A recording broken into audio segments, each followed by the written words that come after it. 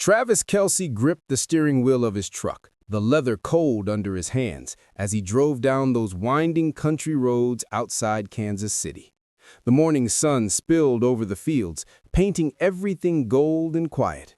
But inside the truck, the silence was heavy. In the passenger seat sat his brother, Jason, wearing a baseball cap and a look that said he wasn't buying whatever story Travis had sold him. "So, where exactly are we going?" Jason asked, adjusting his cap. "Fishing," Travis said, keeping his voice casual, even though his heart was pounding. "There's the spot about 40 minutes out. Supposed to be perfect this time of year." Jason studied him for a second. After 37 years of knowing his little brother, he could read him like a book. And right now, that book was saying there was something more behind this fishing trip. "You've been weird for like 2 weeks," Jason said finally. "Kylie even asked me if you and Taylor were having problems." Travis's jaw tightened. "We're fine," he said quickly. "Better than fine." "Then why do you look like you're driving to your own execution?" Travis forced a laugh that didn't land. They turned onto a dirt road that led to a small private lake, surrounded by trees just starting to turn gold and red. The air smelled like pine and earth, the kind of quiet that feels like a confession waiting to happen. The property belonged to one of Patrick Mahomes' friends, and Travis had specifically arranged to borrow it for the afternoon. No reporters, no teammates, no fans. Just the two Kelce brothers, and whatever Travis clearly needed to say. For the first hour, neither of them spoke much. Jason caught 2 bass. Travis didn't catch a thing. He was casting his line without focus, reeling it in mechanically, his mind somewhere miles away. Jason sighed, setting his rod down. "All right," he said. "I can't take it anymore. What's going on with you?" Travis took a deep breath. He reached into the cooler between them, but instead of pulling out sandwiches or a drink, he brought out a small wooden box. It had the Kelce family name carved on the lid. Jason's eyebrows lifted. "Is that Grandpa's box?" "Yeah," Travis said, quietly. "Mom gave it to me last week."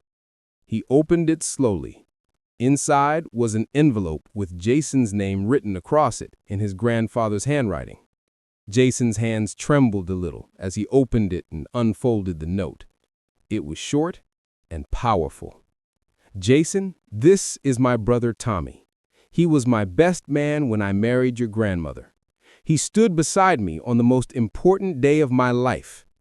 He died in Vietnam 6 months later. Brothers are the family we're given, and the friends we choose to keep. Don't take that for granted. Be there for each other when it matters. Love, Grandpa Joe." Jason blinked hard, staring at the old photograph tucked in the envelope. Their grandfather as a young man, smiling with an arm around someone who looked almost identical to him, his brother.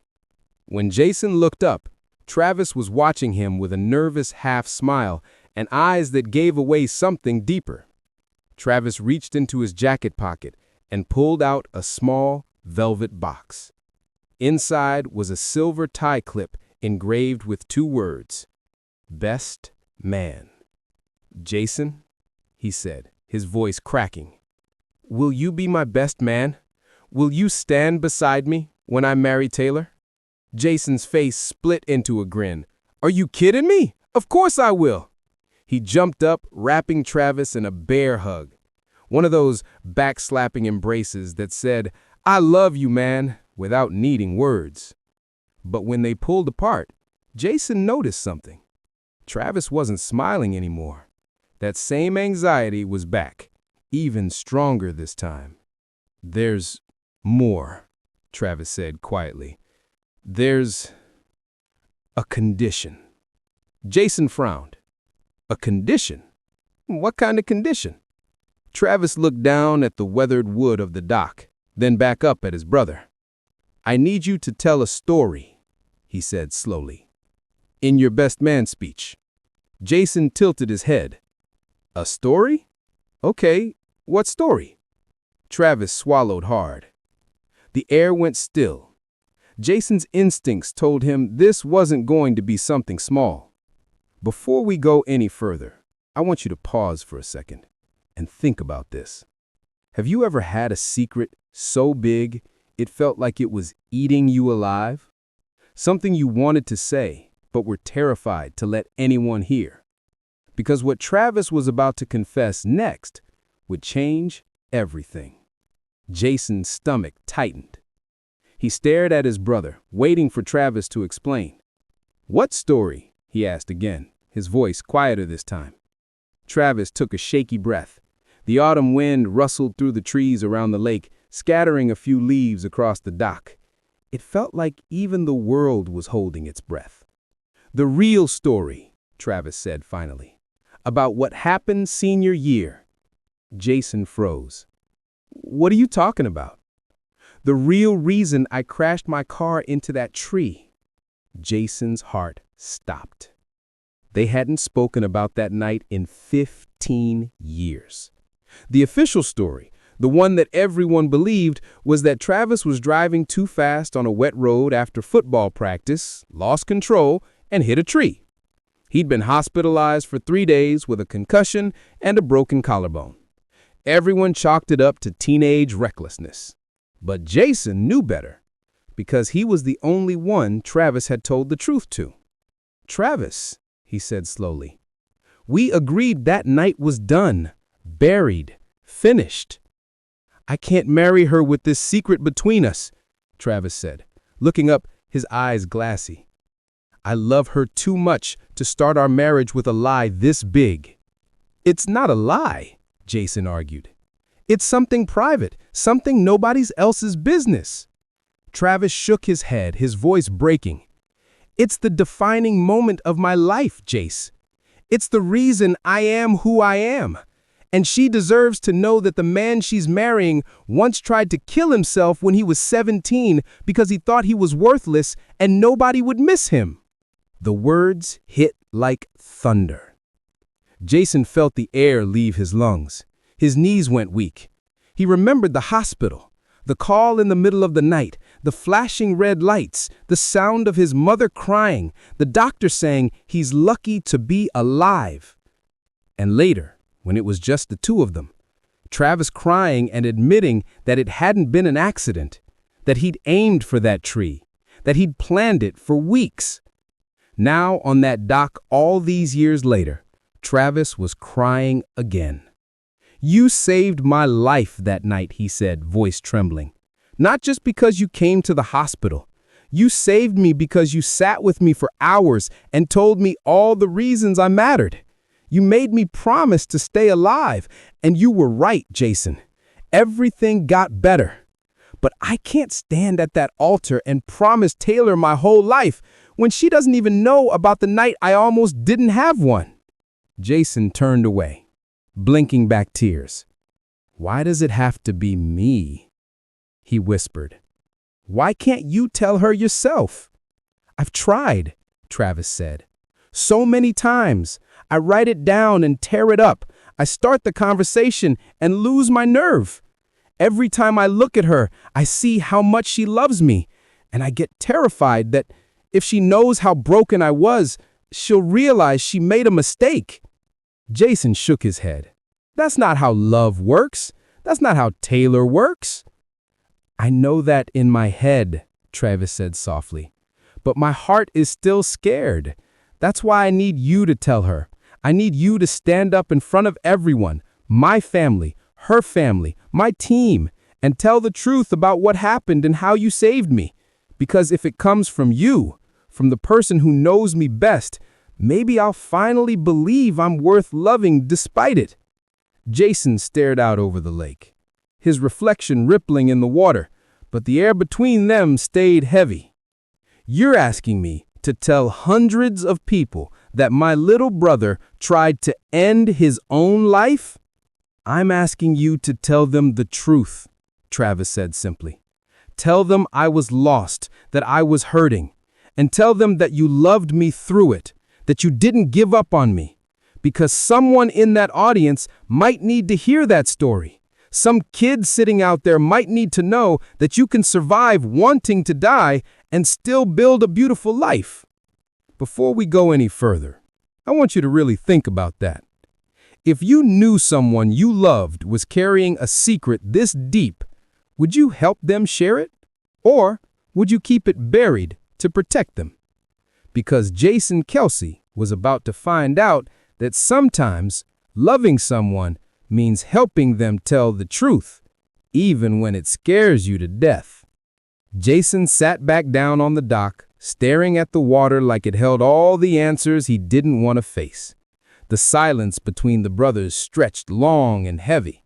Somewhere in the distance, a bird called out, the only sound breaking the weight of what Travis had just confessed. He wanted to say something, anything, but every word felt too small for what hung. That night, the air around the lake was completely still. The moonlight shimmered across the surface like liquid silver, and the crickets sang a low, endless hum. Travis sat on the edge of the dock, a beer in one hand, staring into the water that refused to give him peace. Jason walked up behind him, quiet, but the crunch of gravel gave him away. "You've been off all day," Jason finally said, taking a seat beside his brother. "You want to tell me what's going on?" Travis didn't answer right away. He looked down at the beer, then at the stars above, as if maybe they'd speak first. "You ever feel like the whole world is watching you, but they don't see you?" he said, his voice low, rough. Jason nodded slowly. "All the time, man. Comes with the job. But this ain't about football, is it?" Travis sighed. "Nah, it's not. It's about her." Jason didn't need a name. The pause said everything. Taylor. He tried to push it out of his mind, but her name lived in his silence. Every song on the radio, every night on tour, every text that went unanswered, it all came back to her. "I found something," Travis said quietly, reaching into his jacket. He pulled out a folded sheet of paper, creased and worn like it had been read too many times. A prenup, drafted. Her name, my name, my lawyer's email chain. It was sitting on my desk, open. Jason's eyes widened. "What? You're not even—" "I know," Travis cut in, voice cracking. "We're not even close to that point. But there it was, man. Like some kind of warning. Like she was planning her escape before the vows were even real." Jason was quiet for a moment, processing. Maybe it wasn't her. Could be business stuff or management. But Travis shook his head. "I read it. Her tone, her conditions. It was her. It was all her." He stared out at the lake again, his voice dropping to a whisper. And for the first time, I didn't feel angry. I just felt tired. Jason leaned forward, elbows on his knees. "You love her, don't you?" "More than the game," Travis said, barely audible. "More than the fame, more than anything. But I can't keep fighting for someone who's already signing the paperwork to walk away." Silence settled between them. Just the lake, the stars, and two brothers caught between fame and heartbreak. Jason finally spoke, soft but firm. "Then maybe it's time you start fighting for yourself. Before we go any further, if you've ever had to let go of someone you loved just to save yourself, drop a broken heart in the comments. Because what Travis Kelce was about to do next would shock everyone, even Taylor herself. The next morning, the sun rose over the lake like nothing had happened. But everything had changed. Travis was already awake before Jason even stirred. He stood at the edge of the dock again, phone in hand, typing something, deleting, then typing again. His heart raced, but his eyes were steady. Jason walked up, rubbing his face. "You up early? What's the plan?" Travis turned to him, a small, sad smile crossing his face. "I'm done waiting, bro. I'm done being quiet." He hit post. Within minutes, the world exploded. A simple message, one that would ignite every screen, every feed, every news outlet across America. Sometimes love means walking away, even if the world thinks you're the bad guy. No names, no tags, no shade. But everyone knew exactly who he meant. Jason's phone started buzzing immediately. ESPN, TMZ, E-News, Twitter, the Swifties, everyone was talking. Did Travis Kelce cryptically post a breakup message? Did Taylor Swift write the prenup? Fans divided. Was it real love or media play? By noon, Taylor's team was already scrambling. Sources close to her claimed it was miscommunication. Others whispered she'd been blindsided. But those who really knew her said she'd been bracing for this moment and maybe even feared it. That night at her Nashville show, Taylor stepped out onto the stage wearing all black. No smile, no sparkle. Just raw energy pulsing through her veins. When the lights dimmed and the piano started to play, she said quietly into the mic, "Sometimes you think you are building forever until you realize you were just building a lesson." The crowd roared. But behind that line, behind the poise, the performance, there was pain. Back at the lake, Travis sat alone, scrolling through the flood of reactions. Some fans called him brave, others called him heartless. But for the first time in months, his chest felt light. He'd spoken his truth, and it set him free. Jason came out with 2 beers and handed him one. "You know this is just the beginning, right?" Travis nodded. "Yeah, but for once, I'm ready for it."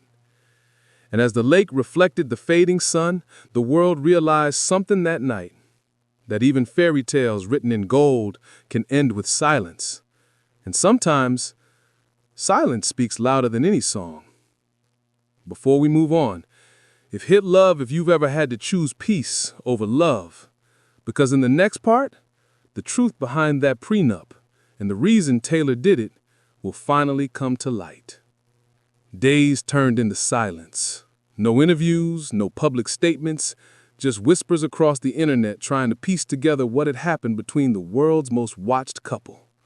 But behind closed doors, there was one final chapter no one knew about.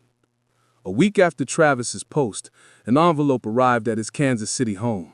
No return address, no PR seal. Just his name, written in delicate handwriting he could recognize anywhere. He opened it slowly. Inside was a single page, handwritten, tear-stained, like it had been read too many times. It began, "If you're reading this, it means you found the papers before I could explain. I never meant for you to see them that way." Travis sat down, heart pounding. "It wasn't about not trusting you. It was about protecting you. My world isn't safe, Travis. Every headline, every lawsuit, every dollar, it comes with claws. I didn't want your name caught in that. So I told my lawyers to draft something, just in case. I was trying to build a shield, not a wall." He blinked hard, jaw tightening as he kept reading. "You were the only one who saw me before the makeup, before the spotlight. The only one who didn't need the songs to know the story. I never stopped loving you. I just didn't know how to love you without destroying everything around us." His hands shook as he reached the bottom of the page. "If someday our paths cross again, when the noise fades, when the stage lights dim, I hope you'll look at me, not as the woman the world knows, but as the girl who fell in love with you at first laugh. T." Travis leaned back, staring at the words. He felt everything at once. Love, sorrow, regret, and peace. Jason found him later that evening sitting on the porch, the letter beside him. "You okay?" Travis nodded slowly. "Yeah. For the first time, I actually am." He folded the letter gently, placed it back in the envelope, and tucked it into his jacket pocket. Then he whispered to the fading sunset, "Guess some love stories don't need a happy ending. They just need a true one." The screen fades to black, soft guitar music, a single line appears. Sometimes closure isn't the end, it's the beginning of peace. Before we go, if this story hit your heart, drop a universe in the comments. Share it with someone who needs healing tonight. And don't forget to subscribe for more real, emotional stories like this. Because love, even when it breaks, still teaches us how to begin again. Broken heart.